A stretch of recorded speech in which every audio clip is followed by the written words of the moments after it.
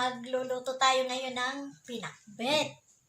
Pinakbet ng mga taga Bicol.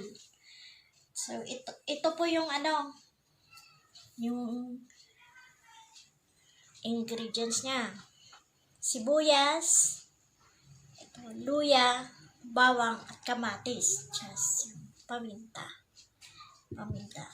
Then, ito yung sahog. Alamang, then, pork, baboy, meat ng baboy. Ampalaya, ito yung okra, talong, kalabasa, pampalinaw ng mata, sitaw, pampahaba din ng buhay ang sitaw. Ngayon, iluluto na natin siya.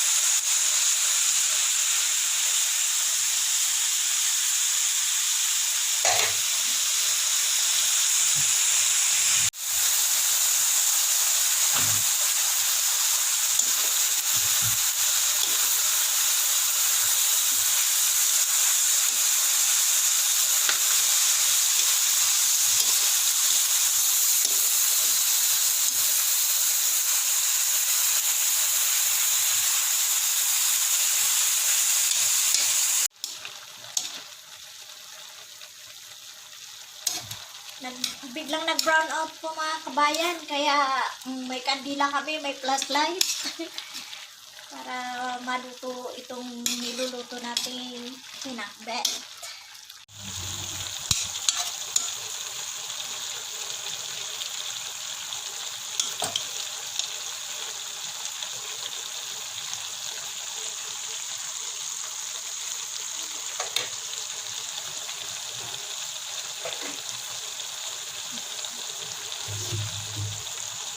Hintayin na lang natin maluto mga kabayan.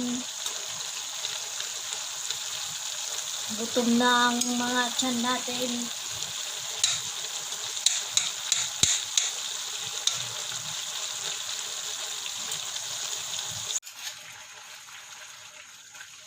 Ito na.